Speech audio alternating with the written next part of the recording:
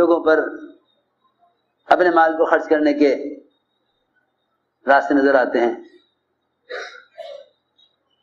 پھر اللہ کا وعدہ یہ کہ تم مال خرچ کرو، ہم تمہیں اور دیں گے،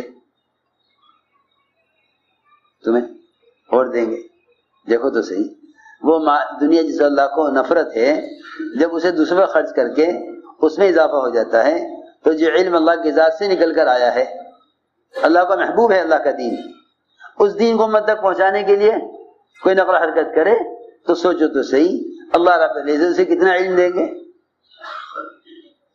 اللہ اسے جتنا علماء عوام کے ساتھ اختلاط کریں گے، اتنا علماء پر اپنے علم کے مصارف کھلیں گے، ان پر علم کے مصارف کھلیں گے. ورنہ مالدار کی سخاوت یہ نہیں کہ اس کے دروازے پر آ کر مانگ لے اس کو دے دے، نہیں، بلکہ حضور اکرم صلی اللہ علیہ وسلم نے اپنے زمانے میں مالدار صحابہ کا مزاج یہ بنایا تھا کہ تم خود جا کر غریب کی اور فقیر کی حالت کو کہ خود تحقیق کرو. عمر رضی اللہ تعالیٰ عنہ کسی بھی گھر سے کھانا اچانک منگوا لیا کرتے تھے، کسی بھی گھر سے اچانک کھانا منگوا لیتے. تمہارے کسی بھی گھر سے اچانک کھانا منگوا لیتے، یہ نہیں کہ کل کو میں تمہارے یہاں کھانا کھاؤں گا تو حضرت عمر کے لیے اہتمام کرتے تو پتہ نہ چلتا کہ ان کا کیا حال ہے. حضرت عمر اچانک جاؤ فلاں گھر سے کھانا لے کے آؤ، جو بھی تیار ہے، تو دیکھتے یہ کھانا کیسا ہے. اگر بہت عمدہ ہے تو تربیت کی ضرورت ہے، اگر بہت گھٹیا ہے تو مدد کی ضرورت ہے، اگر بہت ضرورت سے بھی کم درجے کا ہے تو مدد کی ضرورت ہے، اور اگر خواہش کا کھانا ہے تو تربیت کی ضرورت ہے. اچانک کھانا منگوا لیتے کسی گھر سے رعایا کا حال معلوم کرنے کے لیے. اس لیے میں نے عرض کیا کہ یہ نقل و حرکت علم کو پھیلانے کے لیے ہے، یہ نقل و حرکت پھیلانے کے لیے ہے. جاہل نکلیں علماء سے علم لینے کے لیے، علماء نکلیں جاہلوں کے ساتھ، انہیں دنیا کے ماحول سے نکال کر عملی ماحول میں ان کو علم سکھلانے کے لیے. یہ اصل علماء کے خروج کا. حضور اکرم صلی اللہ علیہ وسلم جماعت روانہ نہیں کرتے تھے جب تک اس جماعت میں کوئی قرآن سکھانے والا نہ ہو. جماعت میں کوئی جماعت تیار ہو گئی، صحابہ کی جماعت تیار ہو گئی.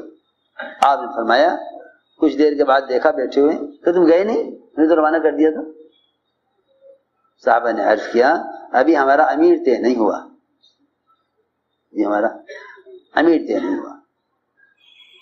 مشرے والے سوچیں گے ہاں بھائی اس جماعت میں کون ہے جو پہلے جماعت چلا چکا ہو، جسے گشت کرانا آتا ہو، جسے جو ہے اعلان کرنا آتا ہو، جسے خدمت کرنی آتی ہو، جو وہاں کے علاقے سے واقف ہو، جو جسے کام کا تجربہ ہو. بھائی ایسا کون ہے؟ ایک ہاں جی میں ہوں. اچھا بھائی تم ہی امیر ہو؟ نہیں، یہ طریقہ نہیں تھا امیر بنانے کا، بلکہ حضور اکرم صلی اللہ علیہ وسلم نے اس جماعت کے ایک ایک ساتھی کے ساتھ الگ الگ بیٹھ کر قرآن سنا. ہر ایک سے کہا الگ الگ قرآن سناؤ. الگ الگ آپ نے قرآن سنا پوری جماعت سے. جس کا قرآن زیادہ اچھا تھا فرمایا جاؤ تم ان کے امیر ہو. فرمایا جماعت کو روانہ کر فرمایا کہ جاؤ تمہارے امیر یہ ہیں جو تمہیں قرآن پڑھے ہوئے ہیں، تاکہ یہ قرآن کا پڑھنے والا ان کو قرآن سکھلائے. ایک ایک عالم کو لگاتے جماعت میں تاکہ یہ ان کو دین سکھلائے. تو اس لیے میں نے عرض کیا کہ یہ نقل و حرکت علم حاصل کرنے اور علم کو پھیلانے کے لیے ہے. یہ نفر کا اصل مقصد ہے، یہ خروج کا اصل مقصد ہے. جس طرح بادلوں کی نقل و حرکت زمین کو سیراب کرنے اور زمین کی صلاحیتوں کو نکالنے کے لیے ہے اور امت کے عام نفع کے لیے ہے، اس طرح علماء کی نقل و حرکت امت کو جہالت سے نکالنے کے لیے اور امت کے نفع کے لیے ہے. تو میرے دوستو عزیزو، یہ کام کا اصل مقصد ہے کہ دعوت کے ذریعے امت جہالت سے نکلے، دعوت کے ذریعے امت جہالت سے نکلے، علم کے سیکھنے کا ماحول بناؤ۔ ماحول میں نے کل بھی عرض کیا تھا کہ افراد کے عمل کا نام ماحول نہیں ہے، مجموعے کے عمل کا نام ماحول ہے، مجموعے کے عمل کا نام ماحول ہے۔ مساجد میں علم کے حلقے قائم کرو تاکہ جو مسجد میں آئے اسے مسجد میں علم کا حلقہ ملے۔ کتنے بے شمار لوگ ہیں بازار کے جو مسجد کے بیت الخلاء آتے ہیں اور اپنی ضرورت پوری کر کے چلے جاتے ہیں، کوئی ہے ہی نہیں جو مسجد میں آنے والوں کا استقبال کرے، کوئی ہے ہی نہیں ایسا جو مسجد میں آنے والوں کو نماز سکھلائے، قرآن سکھلائے، ان کو فرائض اور موٹے موٹے احکام بتلائے اسلام کے۔ میری بات یاد رکھو، علم کا امت کو سکھلانا یہ ہر مسجد کا عمل ہے، کیونکہ عام امتی کو جہالت سے نکالنا ہے، عام امتی کو جہالت سے نکالنا ہے، اور عام امتی کے علم سیکھنے کا تعلق اصل مسجد سے ہے، کیونکہ مسجد سب کو جڑنے کی جگہ ہے، مسجد سب سے جڑنے کی، یہاں آنے کے لیے کوئی شرط نہیں ہے، یہاں آنے کے لیے کوئی شرط نہیں ہے۔ اس لیے میرے دوستو عزیزو، اس بات کا عزم کرو کہ ہمیں اس نقل و حرکت کے ذریعے خود علم پر آنا ہے اور دوسروں کو جہالت سے نکالنا ہے۔ تعلیم اور تعلم یہ خروج کا اصل مقصد ہے۔ فرماتے تھے جو تبلیغ میں طریقہ ہے علم کے سیکھنے کا، یہی صحابہ کا طریقہ تھا، یہی صحابہ کا طریقہ تھا، کیونکہ مسلمان جو ہے وہ عملی مشین ہے، مسلمان عملی مشین ہے۔ امت میں دین کے آنے کا جو اصل ذریعہ ہے وہ نقل و حرکت ہے۔ جتنے بھی ذرائع ہیں وہ معلومات پھیلا سکتے ہیں، اور جتنے بھی ذرائع ہیں وہ تحریر پھیلا سکتے ہیں، لیکن عمل تو مسلمان اپنے جسم سے ہی پیش کر سکتا ہے، اور کوئی راستہ ہی نہیں ہے۔ کتابیں تحریر تقریر عمل پیش نہیں کر سکتی، تحریر عمل کا طریقہ بتائے گی، عمل نہیں۔ اس لیے جتنے بھی ذرائع ہیں اس زمانے میں دین کے پھیلانے کے لیے استعمال ہو رہے ہیں، سارے ذرائع غیر مسنون ہیں۔ سنت ذریعہ تو ایک ہی ہے، سنت ذریعہ تو ایک ہی ہے کہ مسلمان خود اپنے عمل کو لے کر پھرے، مسلمان خود اپنے عمل کو لے کر پھرے، مسنون ذریعہ یہی ہے۔ باقی سارے ذرائع غیر مسنون ہیں، جتنے بھی ذرائع ہیں۔ جتنا جتنا زمانہ آگے جا رہا اتنے ہی تابعین متقدمین صحابہ کے طریقے ختم ہو رہے، جتنا زمانہ آگے بڑھ رہا اتنے ہی صحابہ کے طریقے ختم ہو رہے۔ علماء کی صحبت سے علم کا لینا اس لیے زمانے میں کم ہو رہا ہے کہ ہر ایک کو سمجھتا ہے کہ علم کے لیے عالم کے پاس جانے کی کیا ضرورت ہے جب سارے علم کتابوں میں اور مشینوں میں موجود ہے۔ علم تو صحبت سے آتا ہے، صحابہ نے علم آپ کی صحبت سے لیا، تابعین نے علم صحابہ کی مجالس اور صحابہ کی صحبت سے لیا۔ اس طرح میرے دوستو عزیزو، یہ کبھی مت سمجھنا کہ بھئی جب ساری دنیا میں علم پہنچ گیا تو پھرنے کی کیا ضرورت ہے، پھرے بغیر تو دین قائم ہوگا نہیں، پکی بات ہے۔ کیونکہ خوب یاد رکھیو بات، جس طرح نماز پڑھنا اللہ کا امر ہے، اس طرح اللہ کے راستے میں پھرنا بھی اللہ کا امر ہے۔ دعوت اور عبادت اللہ کے امر کی وجہ سے ہے۔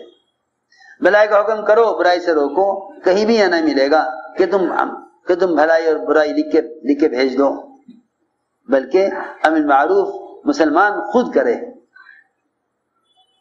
مسلمان خود کرے، تحریر اس کا بدل نہیں ہے، کیونکہ تحریر عمل نہیں ہے، تحریر عمل نہیں ہے۔ تو میری بات توجہ سے نہیں سن رہے، تحریر عمل نہیں ہے، عمل تو ہے جو مسلمان خود کرے۔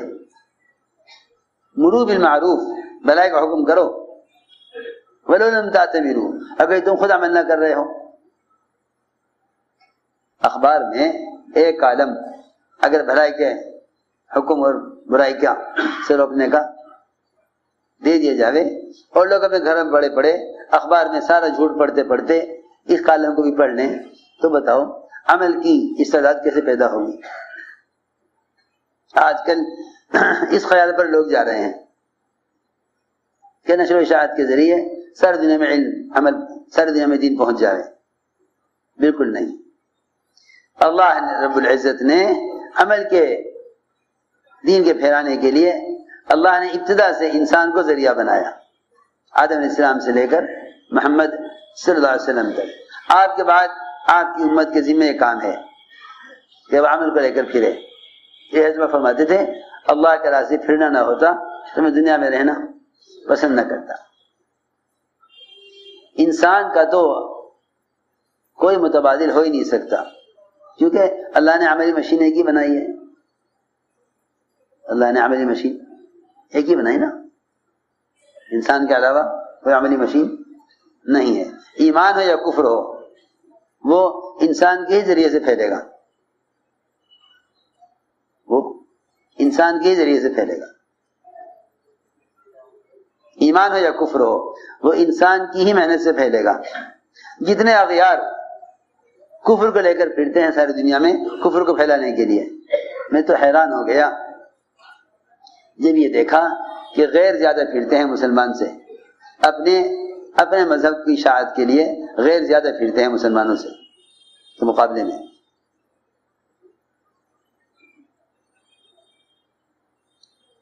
نقل و حرکت یہ اللہ کا ایسا امر ہے کہ اس سے کسی بھی زمانے میں مسلمان فارغ نہیں ہو سکتا، کیونکہ کوئی بھی ذریعہ دین کے پھیلانے کا وہ نقل و حرکت کا متبادل نہیں ہے۔ مولانا الیاسا کا ملفوظ ہے، چھپا ہوا ہے، اگر ہر سال 4 مہینے اللہ کے راستے کے نقل و حرکت کے لیے فارغ کرنے کو اپنا جزو زندگی نہیں بناؤ گے تو ایمان کی حلاوت اور ایمان کا مزہ نہیں چکھ سکتے۔ عجیب بات، جب تک ہر سال 4 مہینے اللہ کے راستے کی نقل و حرکت کے لیے فارغ کرنے کو اپنا جزو زندگی نہیں بناؤ گے۔ جزو زندگی کا مطلب تاجر کہتا ہے میرا جزو زندگی تجارت ہے، زمیندار کہتا ہے میرا جزو زندگی زراعت ہے، وہ اسے کام سمجھتے ہیں۔ سمجھتے تھے جب تک اپنا جزو زندگی یعنی زندگی کا سب سے بنیادی مقصد ہر سال 4 مہینے فارغ کرنے کو نہیں بناؤ گے، ایمان کی حلاوت اور ایمان کا مزہ نہیں چکھ سکتے، کیونکہ افراد کے عمل سے ماحول نہیں بنتا، مجموعے کے عمل کا نام ماحول ہے۔ اس لیے میرے دوستو عزیزو عزم کرو کہ انشاءاللہ ہمیں اپنے آپ کو اس محنت کے ذریعے بدلنا ہے۔